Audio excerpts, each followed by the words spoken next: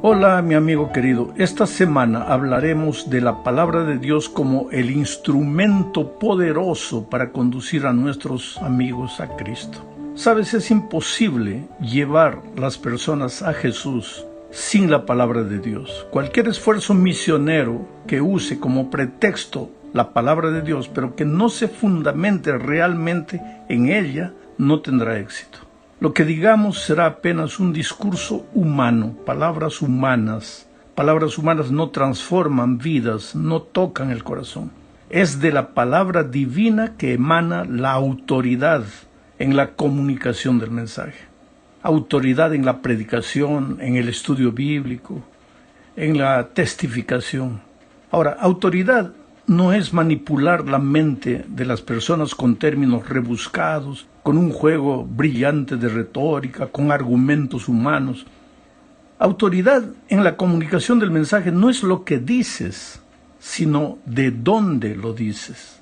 La verdadera autoridad emana de la palabra de Dios. Los pensamientos, las ideas que compartes con tus amigos, con tus familiares, deben nacer en el corazón y en la mente divina.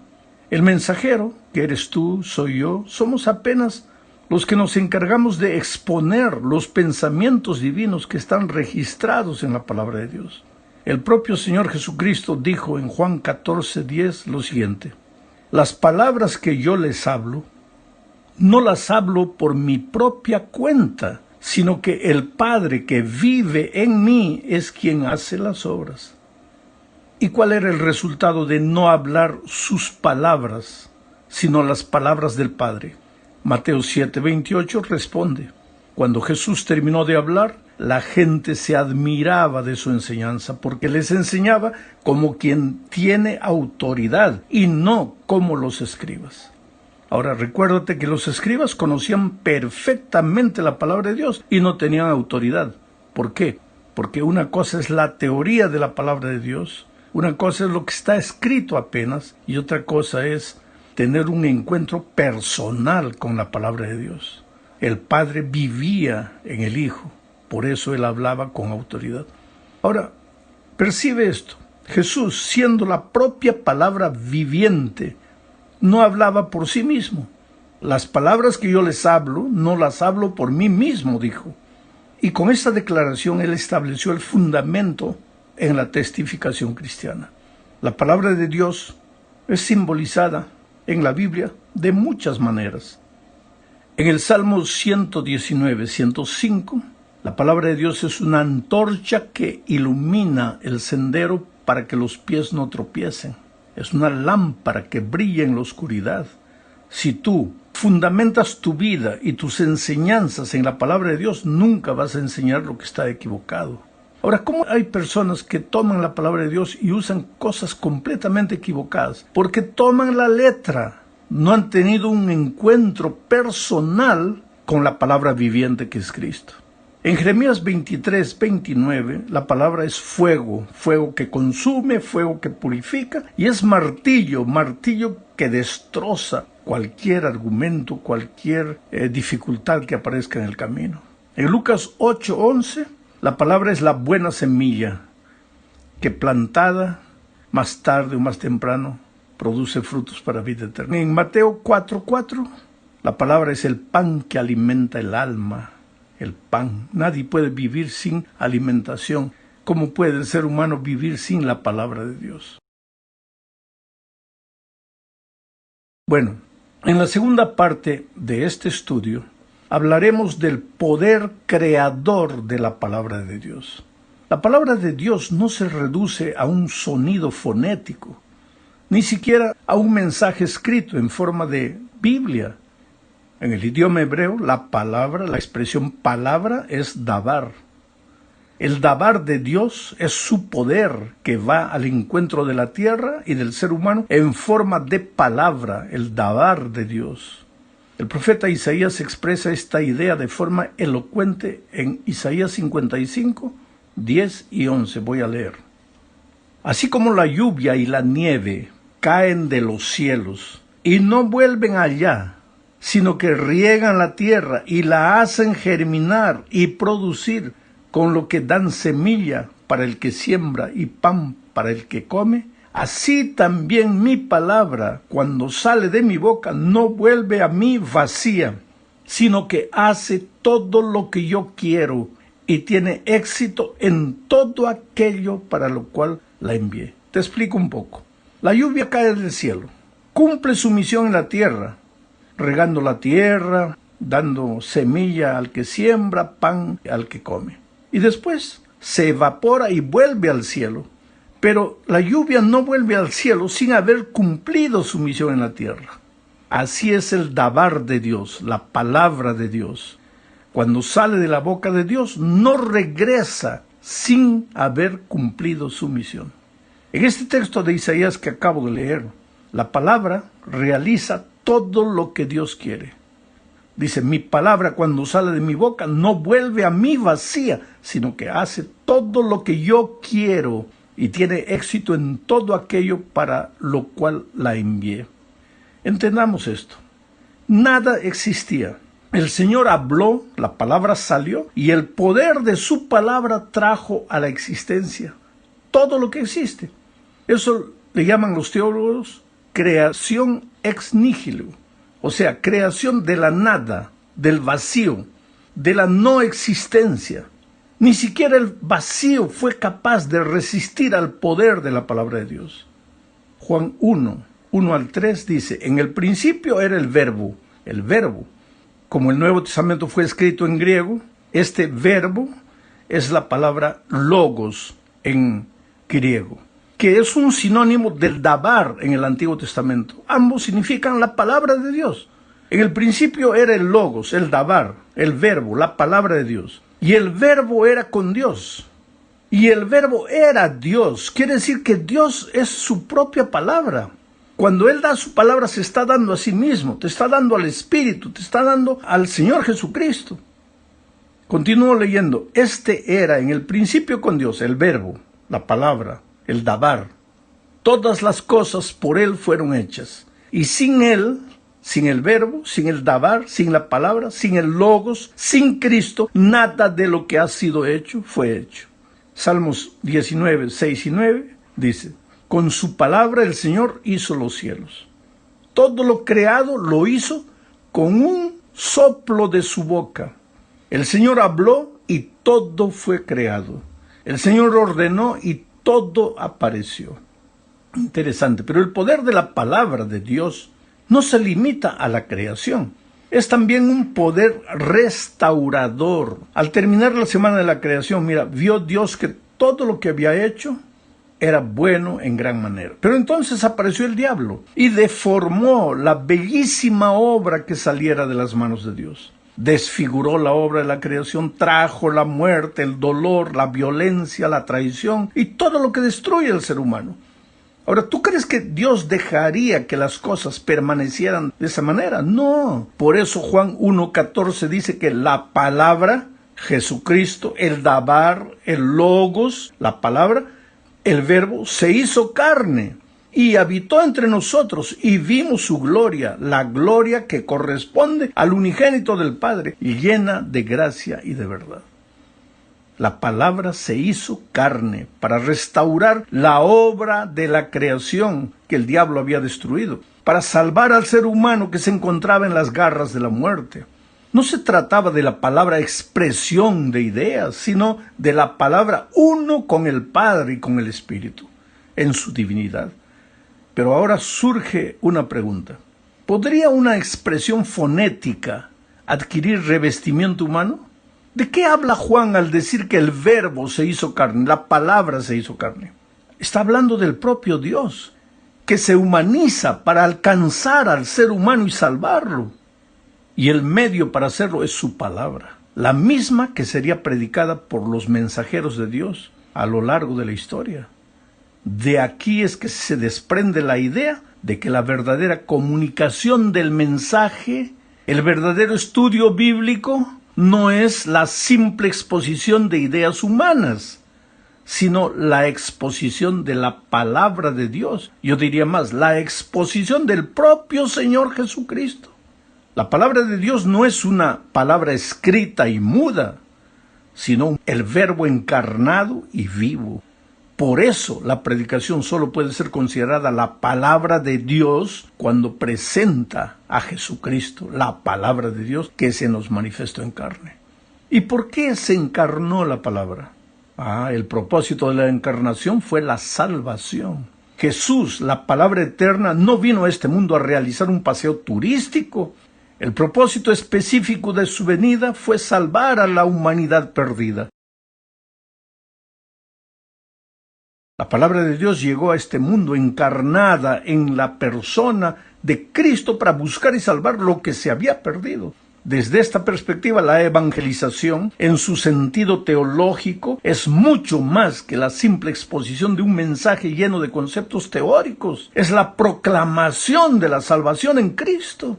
Es Cristo entrando en el reino de la muerte y rescatando a sus hijos. Y refiriéndome a la predicación, yo diría que la predicación bíblica es más que una pieza maravillosa de arte homilético o un juego extraordinario de frases rebuscadas y declaraciones impactantes. Es el anuncio de una realidad incontestable. Dios se hizo hombre y vino a este mundo a salvar al ser humano. Si eres un predicador llamado por Dios, no te preocupes necesariamente en comunicar nuevas ideas en cada sermón. No te desgastes buscando innovaciones. Preocúpate en narrar de nuevo la antigua historia de la salvación, la única historia que vale la pena ser contada. Muestra a las personas cómo el Verbo se hizo carne, cómo salvó y salva a los peores seres humanos que aceptan ser salvados. Bueno, el tiempo se nos está yendo. Hablemos ahora de los beneficios de estudiar la palabra de Dios. Son muchos, pero mencionaremos algunos. Leo 2 de Pedro 1:4. Dice, por medio de las cuales, ¿qué cuáles? Está hablando de las promesas registradas en la palabra de Dios. Por medio de las cuales nos ha dado preciosas y grandísimas promesas.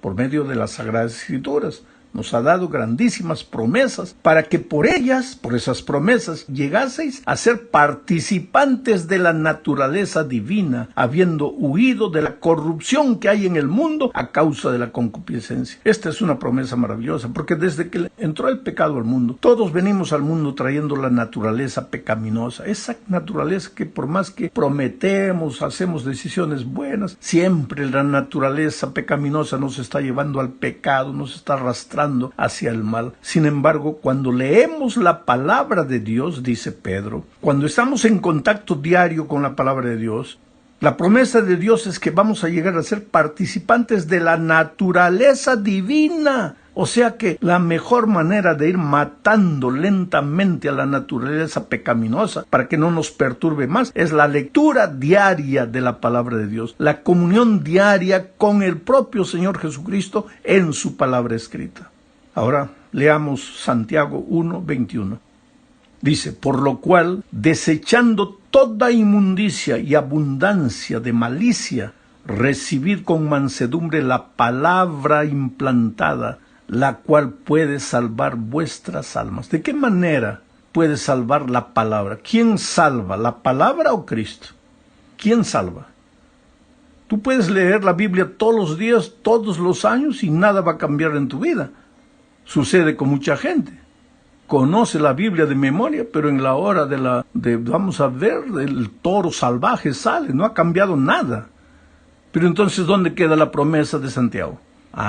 Es que una cosa es leer la Biblia buscando argumentos, buscando sermones, buscando ideas, y otra cosa es leer la Biblia buscando al Señor Jesucristo, para ti como un pecador. Cuando tú te encuentras no solo con la palabra escrita, sino con el Señor Jesucristo a través de su palabra escrita, ahí tu vida cambia y entonces la palabra te salva.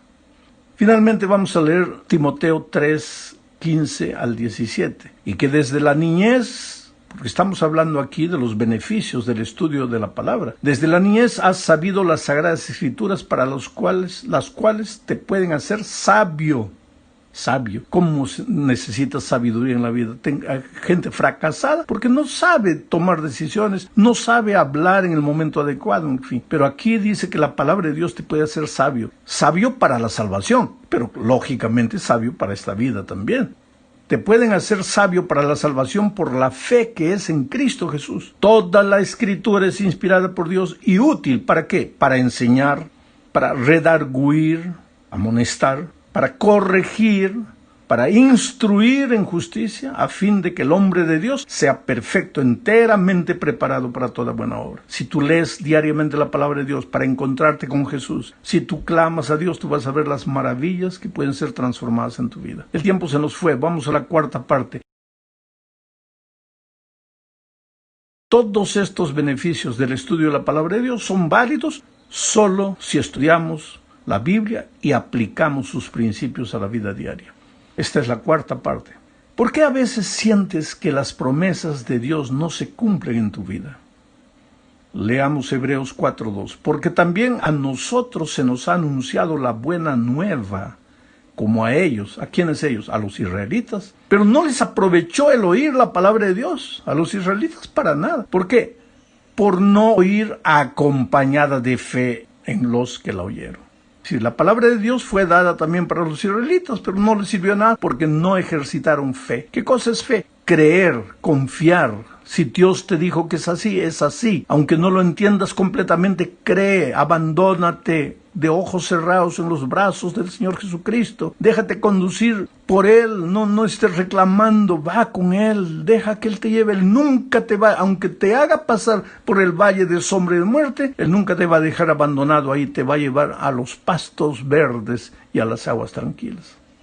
Llegamos al fin de este estudio hablando de compartir la palabra. Te voy a leer un versículo y después lo voy a explicar. Segunda de Reyes 7:9 dice: Luego se dijeron el uno al otro: no estamos haciendo bien. Hoy es el día de buena nueva y nosotros callamos. Y si esperamos hasta el amanecer, nos alcanzará nuestra maldad. Vamos pues ahora, entremos y demos la nueva en la casa del rey. Sucede que Samaria había cercado al pueblo de Israel. No sabían qué hacer, estaban desesperados, estaban sitiados. La comida empezó a acabar, ya no había qué comer. Se vendía hasta la cabeza de un jumento, hasta el estiércol de las palomas, se comía todo. Ya no había qué comer. El pueblo estaba muriendo y el enemigo allá afuera, sitiándolos. Y 4 leprosos que vivían de la misericordia del pueblo, pues ahora que el pueblo estaba comiendo hasta estiércol de paloma, imagínate, los pobres leprosos estaban literalmente muriendo, ya no había ni basura para comer. Pero entonces un día los leprosos dijeron: ¿por qué no nos vamos al campo de los samaritanos, que está aquí del otro lado? Nos están aguardando. El otro le dijo: no, nos van a matar.